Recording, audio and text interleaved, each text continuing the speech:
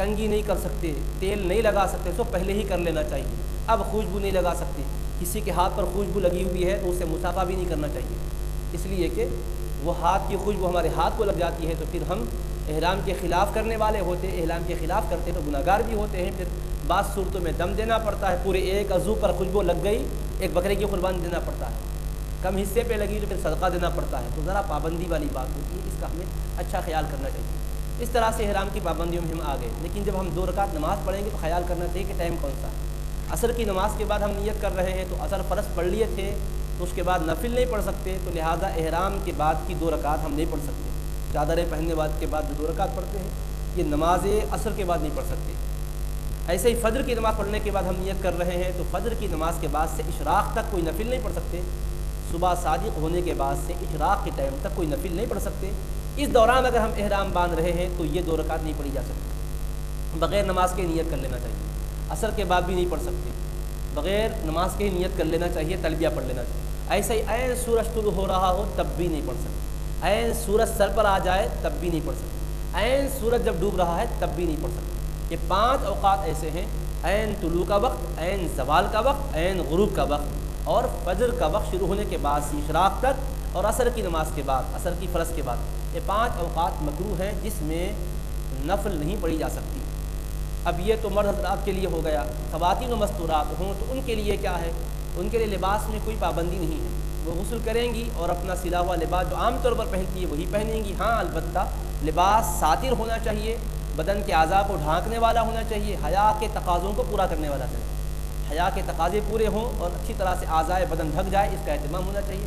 اچھا وہ عبایا پہنیں گی، برقع پہن لیں گی، البتہ ان کا احرام کیا ہے؟ احرام المرأۃ فی وجہہا، عورت کا احرام ان کے چہرے میں ہے، یعنی چہرے پر کپڑا نہ لگے، یہ احرام ہے۔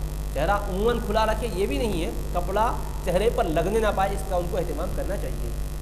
عام طور پر خواتین جو دوپٹہ باندھ لیتی ہے اسکارف احرام کی چادر کے طور پر، ایسا بھی کوئی ضروری نہیں ہے، وہ کوئی بھی اپنی عام جو اوڑھنی ہے استعمال کرنے کی ویسے ہی قسم کی اوڑھنی بھی استعمال کر سکتی ہے۔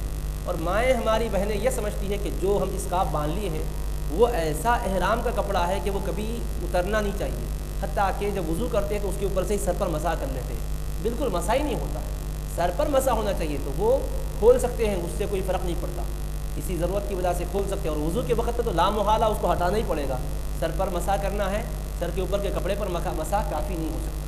ہاں البتہ اجنبیوں کے سامنے کھلا نہیں کرنا چاہیے، بالوں کو بھی پردے میں رکھنا چاہیے، اس کا خیال کرنا ہے۔ لیکن جو وضو خانے میں خواتین اپنے جائیں گی تو کپڑا بھی ہٹائیں گی، ضرورت کہتا اگر چاہتی ہے تو اس اسکارف کے بجائے کوئی دوسرا اسکارف بھی بدل لے سکتی ہے، اس کو ہٹا کے دوسرا بھی پہن لے سکتی ہے، اگر کوئی ضرورت پڑ جائے تو غسل بھی کر لے سکتے ہیں۔ ایسے ہی اگر فریش ہونے کے لیے کرنا چاہتے ہیں مرد حضرات احرام میں تو بھی جائز ہے، عورتیں کرنا چاہتی ہیں تو بھی جائز ہے۔ الغرض عورتیں غسل کرنے کے بعد اپنے سلے ہوئے لباس کو پہنیں گی، چوڑیاں پہن سکتی ہیں، لیکن کانچ کی چوڑیاں پہنیں گی تو اس سے ہوتا کیا ہے؟ رش کی وجہ سے اگر دھکا لگ جائے گا تو ٹوٹ جائے گی، خود ہاتھ بھی زخمی ہوں گے، نیچے گریں گے تو کسی کے پیر کو بھی نقصان پہنچے گا، تو اس طرح سے یہ احرام کے وقت بعد اس کا خیال کرنا چاہیے کہ کانچ کی چوڑیاں وغیرہ، کانچ کا کوئی زیور نہ رہے، ویسا عام قسم کا زیور وہ پہن سکتی ہے، دستانے پہن سکتی ہے، پیتابیں پہن سکتی ہے، ہر طرح کا سلا ہوا لباس پہن سکتی ہے۔ اجنبی لوگوں کے سامنے اگر آمنا سامنا ان سے ہو رہا ہو تو یہ بھی بتلایا گیا ہے کہ سر پر کوئی جیسے بچے ٹوپیاں پہنتے ہیں، سامنے ایک چھت کی طرح، چھجے کی طرح جو حصہ نکلا ہوا تھا اس قسم کی ٹوپی اگر پہن کر اوپر سے اگر نقاب ڈال لیں تو چہرہ مستور ہو جاتا ہے، البتہ کپڑا جو نقاب ہے وہ چہرے کو نہیں لگتا، یہ بھی گنجائش ہے اس کی۔ الغرض خواتین کے لیے یہ پابندی نہیں ہے، ہاں البتہ اب اس کے بعد ان کو خوشبو لگانا جائز نہیں ہے، بالوں کی کنگھی کرنا بھی ان کے لیے مکروہ ہے، اور مزید جو پابندیاں مردوں کے لیے ہے، مثلا یہ کہ کوئی شکار نہیں کر سکتے، حرم کے گھاس کو کاٹ نہیں سکتے، ناخن نہیں ترشوا سکتے، بال نہیں کٹوا سکتے، اصلاح نہیں بنوا سکتے، یہ پابندیاں خواتین کے لیے بھی ہے، عورتوں کے لیے بھی۔ اور میاں بیوی باہم ازدواجی تعلقات سے متعلق کسی قسم کی گفتگو بھی کرنا چاہتے ہیں تو جائز نہیں ہے، بالکل ہر وہ بات جس سے انسان کے جذبات کو ہیجان ہو اس سے بچنا چاہیے، گریز کرنا چاہیے۔ اور احرام کی پابندی میں سب سے بڑی پابندی کیا ہے؟ قرآن نے اس کے بارے میں 3 کلمات کہے ہیں، فمن فرض فیہن الحج فلا رفث ولا فسوق ولا جدال فی الحج۔ اور اللہ نے 3 باتوں سے منع کیا احرام کی حالت میں، اور کرنے کے کام نہیں بتلائے اللہ پاک نے، نہیں کرنے کی چیزوں کا ذکر کیا ہے، تو اللہ پاک نے 3 باتوں کا ذکر کیا تو یقیناً یہ ایسی بات ہے کہ عام طور پر غفلت میں لوگ اس کا ارتکاب کر لیتے ہیں۔ نفسیات کو اللہ جانتا ہے بندوں کے کیا ہے، اسی لیے فرمایا کہ اس کا خیال کرو گے تو حج تمہارا صحیح ہوگا، ورنہ حج خراب ہو جائے گا۔ کیا ہے وہ؟ فرمایا جو حج کے دنوں میں احرام باندھ کر حج اپنے اوپر لازم کر لے تو وہ 3 کام نہ کرے۔ یہ کرے کہنے کے بجائے کیا آ رہا ہے اس میں؟ یہ نہ کرے، یہ نہ کرے، یہ نہ کرے۔ ہم سوچتے بھی کیا کرنا چاہیے، ہمیں یہ بتایا جائے۔ اللہ فرما رہا ہے یہ نہیں کرنا چاہیے، یہ نہیں کرنا چاہیے، یہ نہیں کرنا چاہیے۔ اس سے اندازہ کرتے ہیں کہ کیجیے آپ، کرنے والے کاموں سے زیادہ اہمیت ان کاموں کی ہے جس کو چھوڑ دینا چاہیے، نہیں کرنا چاہیے، اس پر توجہ کرنا چاہیے۔ تو کیا نہیں کرنا چاہیے؟ تو پہلے فرمایا فلا رفث، جنسی خواہشات کو بھڑکانے والی بات چیت نہیں کرنا چاہیے۔ ایسا کوئی مضمون، ایسا کوئی منظر نہیں دیکھنا چاہیے جس سے انسان کی جنسی خواہشات میں ہیجان کی کیفیت پیدا ہو۔ فلا رفث ولا فسوق، حدود شریعت کے خلاف کوئی کام نہیں کرنا چاہیے، شرعی حدود کی پابندی میں رہنا چاہیے، دائرے شریعت سے نکلنا نہیں چاہیے، گناہ نہیں کرنا چاہیے، معصیت کا کام نہیں کرنا چاہیے، اور ولا جدال، جھگڑا نہیں کرنا چاہیے۔ اب سوچیے آپ، حج کرنے والوں سے کہا جا رہا ہے جھگڑا مت کرو، بولے تو کوئی بھی بچے سوچیں گے بھائی کیا چھوٹے بچے ہیں لڑنے کے لیے کیوں ایسا کہا جا رہا ہے۔ ہم نصیحت کریں تو آپ کہہ سکتے ہیں کہ بھائی حجاج کو آپ یہ کیا کہہ رہے ہیں، جھگڑا مت کرو، لڑائی مت کرو، مگر ہم نہیں کر رہے، اللہ فرما رہا ہے حج کرنے والوں زبان سے بے حیائی کی بات مت کہو، گناہ کے کام مت کرو، غلط مناظر نہ دیکھو، اور فرما رہا ہے جھگڑا مت کرو، جھگڑنے والا معاملہ ہونے نہ پائے۔ یہ کیوں فرما رہا ہے؟ شیطان حج کے ذریعے سے ذلیل و خوار ہوتا ہے، جب جمرات پر کنکریاں مارتے ہیں تو شیطان ذلیل و خوار ہوتا ہے، رسوا ہو جاتا ہے، تو وہ شیطان کو پتا ہے کہ یہ آ کیوں رہا ہے، اللہ کو راضی کر کے مجھے ذلیل کرنے کے لیے آ رہا ہے، تو یہیں سے وہ شروع کرتا ہے، احرام باندھتے ہی شروع کرتا ہے، مجھ کو آ کے کیا ذلیل کرتا، میں ایسا کر دوں گا کہ تیرا حج ہی نہ ہونے پائے، لڑانے کی کوشش کرتا، بھڑانے کی کوشش کرتا، اچھوں کو اختلاف کی کیفیت میں مبتلا کرنے کی کوشش کرتا ہے۔ تو اللہ پاک فرما رہا ہے میرے بندو یاد رکھنا، یہ 3 چیزیں ایسی ہیں کہ جس میں عام لوگ مبتلا ہو جاتے ہیں، تم خیال کرنا، بے حیائی کی بات نہیں کرنا، بے حیائی کے کام نہیں کرنا، گناہ کے کام نہیں کرنا، اور جھگڑا نہیں کرنا، لڑائی نہیں کرنا۔